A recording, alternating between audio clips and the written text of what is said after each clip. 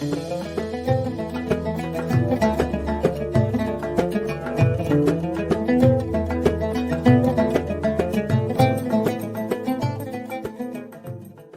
yang dimuliakan Allah Ta'ala, ada satu hadis yang berbunyi, al-fitnatu na'imatun la'anallahu man ayqadhaha. Fitnah itu tertidur. Sungguh terlaknat orang yang membangunkan fitnah tersebut. Di akhir zaman, maka fitnah ini akan terbangun. Sesuai dengan riwayat-riwayat hadis tentang akhir zaman, yang mana nanti manusia, orang-orang baik itu akan semakin sedikit. Makanya ya, nyuwun pangapunten, pengajian di mana-mana rame, cuma konser lebih rame. Pengajian di mana-mana itu banyak, tapi kalau waktunya pengajian itu hujan, yang datang dikit. Konser hujan, yang datang nggak berkurang kadang-kadang. Padahal bayar, ya kan? Nah, itu sudah merupakan potret akhir zaman. Semua nanti urusan yang nggak masuk akal, nanti akan terus ada, dan terus ada. Mulai dari urusan yang sekarang macam-macam lah, yang ngapunten, kadang-kadang promosi nikah sesama jenis. Padahal yang namanya nikah itu jenis kelamin beda, agama sama. Sekarang mau dibalik. Jenis kelamin boleh sama, agama bisa beda. Nah ini, hal-hal semacam ini, bentengnya adalah majelis-majelis semacam ini. Kalau kita pengen selamat, kalau kita pengen aman dari segala macam fitnah, kita, anak kita, semuanya, maka hadirilah majelis yang semacam ini. Dengan berkumpul yang semacam ini bukan perkumpulan biasa, ini perkumpulan yang sanadnya jelas. Majelis maulid ini tata cara maulid ini didapat dari guru ke guru, yang terus sanadnya bersambung sampai kepada Nabi Muhammad SAW. Makanya kalau jenengan datang majelis, ada propaganda model apapun juga, jenengan gak akan tertarik. Kenapa? Karena yang jenengan lihat adalah perilaku ataupun akhlak ataupun suri tauladan yang di situ bersambung dari guru ke guru sampai kepada Nabi Muhammad SAW. Maka hadirilah majelis-majelis yang semacam ini. Kenapa? Karena ini adalah warisan Nabi yang ada di tengah-tengah kita semuanya. Kalau kita istiqomah di majelis yang semacam ini, insya Allah ini akan menjadi benteng untuk kita semuanya. Amin, Allahumma amin. Orang-orang soleh itu, Pak, kesolehan itu, Pak, era kesolehan seseorang itu kadang-kadang bukan dibangun dari pribadinya, Pak, tapi kadang-kadang dibangun daripada kakek ataupun orang tuanya. Imam Hasan Al-Basri, siapa nggak kenal? Imam Hasan Al-Basri itu, kalau di majelis beliau, itu semua yang datang semuanya nangis. Semuanya nangis. Kalau sekarang ini kan mirip wajah-wajah sedih, tapi karena kelaparan loh di sini. Ini Imam Hasan Al-Basri semuanya nangis. Kenapa? Karena tergerak dengan nasihat-nasihat Imam Hasan Al-Basri. Itu rahasia keberkahan ilmu beliau itu apa?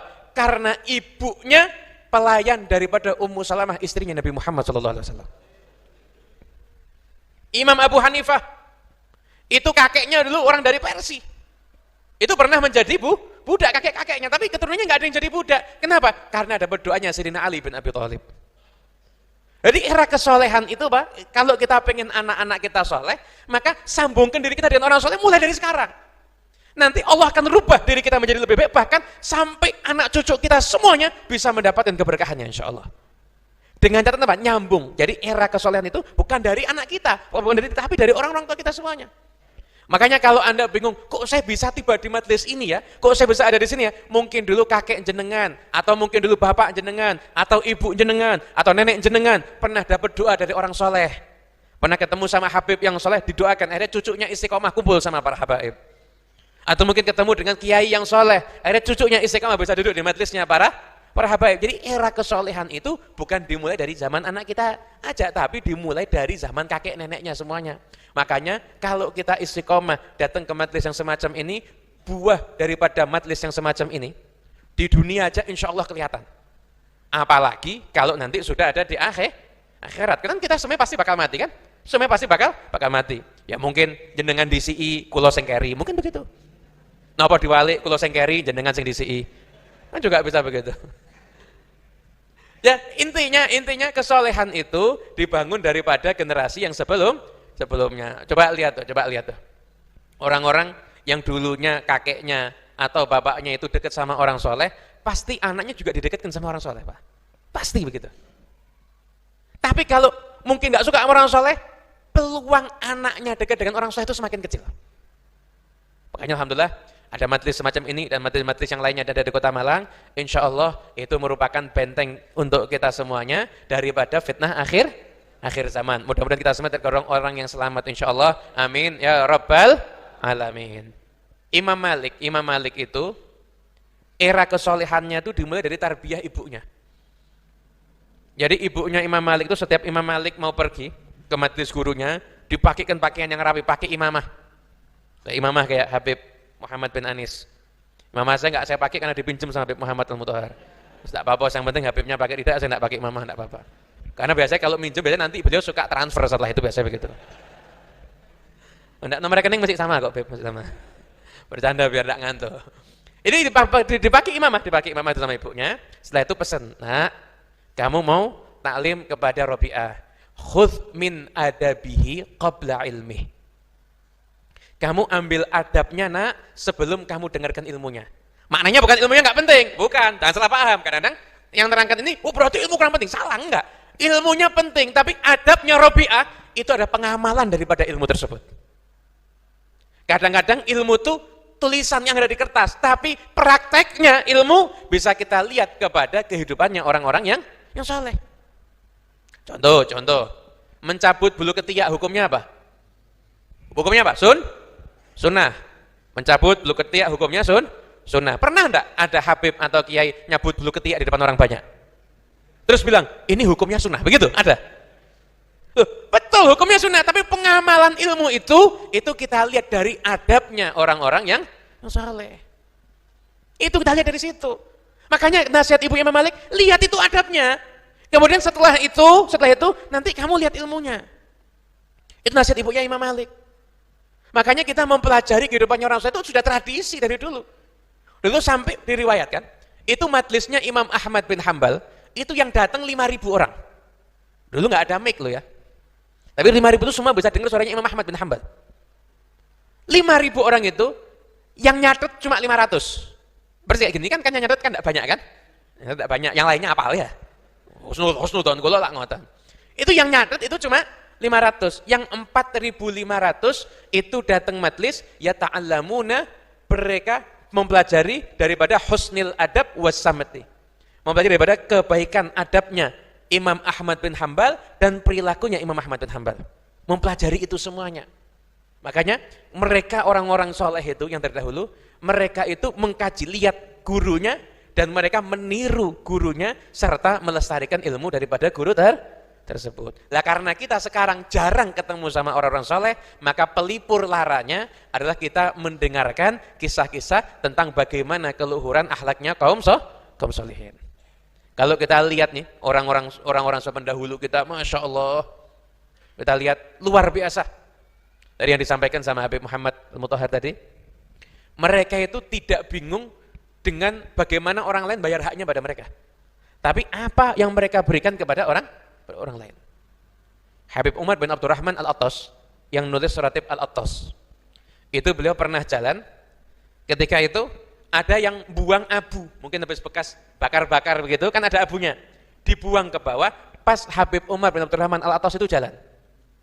Akhirnya badannya itu penuh dengan abu. Pakai pakaian putih, Pak.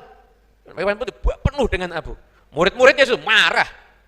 Kalau perlu rumahnya mungkin mau digedor ketika itu. Kata Habib Umar, jangan. Orang seperti saya yang layak untuk masuk neraka, layaknya dapat api, kalau cuma kesiram abu, harusnya dia bersyukur kepada Allah Ta'ala. Padahal Habib Umar bin Abdurrahman Al-Attas, kalau tahajud, kalau sudah doa, Allahumma hdina fiman hadait, sampai subuh nggak berhenti. Doa minta petunjuk, Allahumma hdina fiman hadait. Ya Allah, berikanlah kami petunjuk di bagaimana golongan yang telah Engkau beri petunjuk. Doa seperti itu terus. Itu kesiram abu, bilang apa? Saya ini layaknya dapatnya api. Tapi kalau kenanya abu, ya nggak apa-apa. Sudah layaknya harus bersyukur saya. Coba lihat tuh.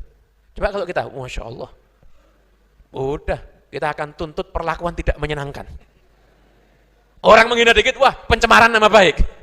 Nggak ada seperti itu. Sudah ganti baju, selesai jalan. Itu mereka, tarbiyah mereka itu, lihat guru-guru itu semacam itu. Syekh Ma'ruf Bajamal, beliau pernah mengatakan, seandainya di waktu yang bersamaan, ada orang yang satu nyium kaki saya, yang satu mukul kepala saya, maka di mata saya keduanya itu sama. Yang mencium kaki saya tidak lebih mulia di mata saya dibandingkan yang mukul saya. Kalau kita yang mukul kita, Masya Allah, jadi musuh abadi sampai hari kiamat mungkin. Nah, itu tarbiyah orang-orang soleh semacam itu yang harus kita terapkan dalam kehidupan kita. Itu kan generasi yang dulu, generasi yang zaman now kan sudah berbeda. Generasi zaman contohnya, teladannya banyak. Cuma mungkin kita aja yang kurang dengar. Makanya kalau kita tuh pengen hidup enak, ngikuti hidupnya orang soleh.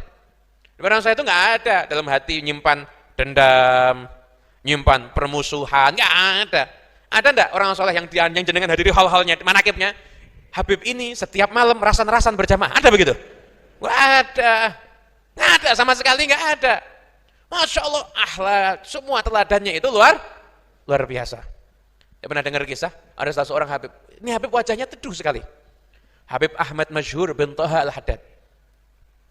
Dakwah ke Afrika, itu dari tangan beliau dan murid beliau, yang masuk Islam sampai ratusan ribu orang. Ratusan ribu orang masuk Islam. Ini Habibnya bukan ahli ceramah. Bukan ahli ceramah. Kadang-kadang cuma ngasih nasihat, kadang tinggal di satu tempat itu nanti dagang. Di beliau nanti harganya diturunkan begitu. Harganya dimurahkan gitu. Nanti orang tanya, "Loh kok harganya di sini murah kenapa?" Nabi saya yang nyuruh. Enggak pakai promosi, enggak. Nabi saya nyuruh, cuma gitu aja. Akhirnya orang penasaran, nabinya namanya siapa? Cerita, banyak masuk Islam. Sampai lewat tangan beliau dan murid beliau, ratusan ribu orang masuk Islam. Enggak ada yang karena paksaan. Enggak ada yang karena tekanan. Semuanya karena sukarela.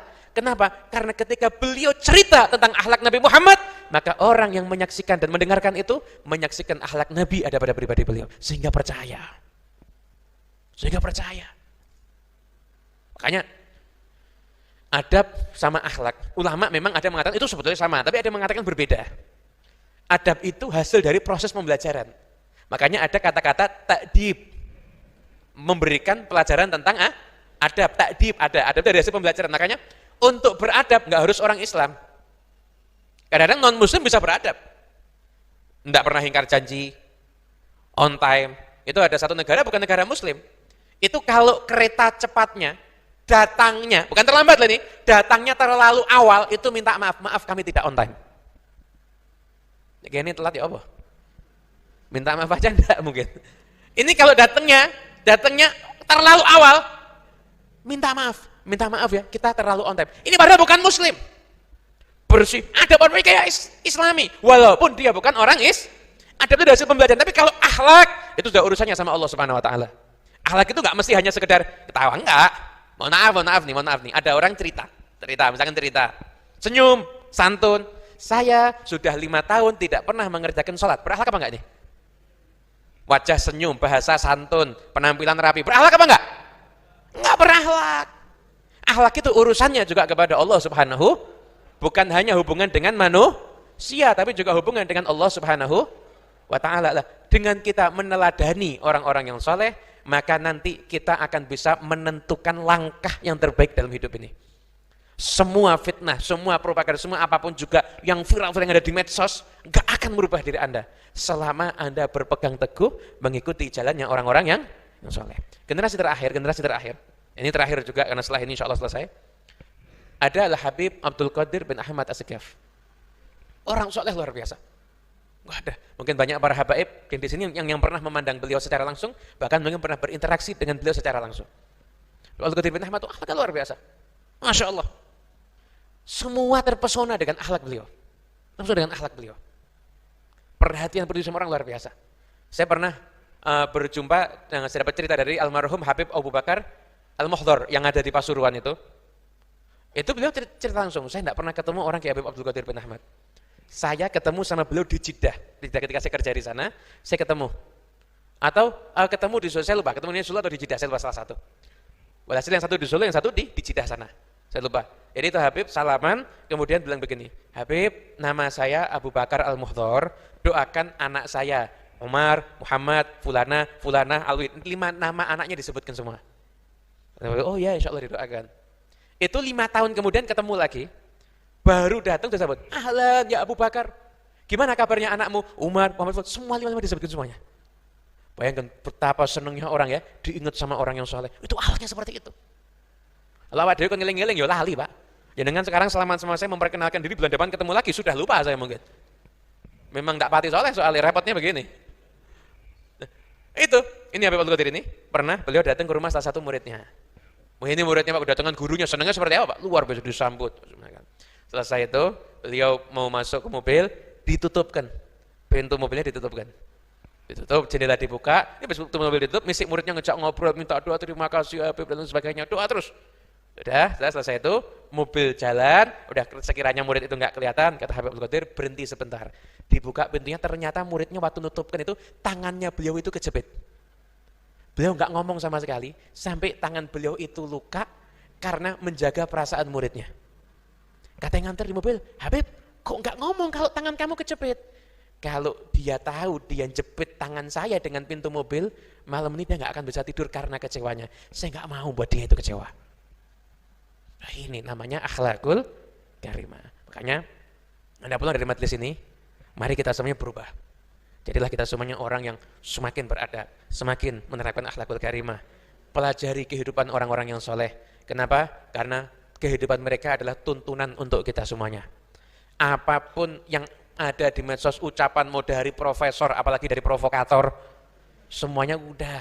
Yang penting Anda lihat saya punya guru, saya sering dengar ceritanya orang-orang yang soleh. Sama enggak dengan guru saya? Akhlaknya sama enggak? Oh, akhlaknya enggak sama dengan akhlaknya yang diajarkan guru saya nih. Ini akhlaknya enggak sama dengan akhlaknya orang-orang yang soleh. Maaf, sehebat apapun dia, jangan pernah Anda ikuti. Kenapa? Karena dia tidak akan mendatangkan keselamatan dalam kehidupan Anda semuanya. Dan insya Allah yang sedikit ini membawa barokah dan manfaat untuk kita semuanya. Dari saya cukup sekian. Wassalamualaikum warahmatullahi wabarakatuh. Waalaikumsalam warahmatullahi wabarakatuh.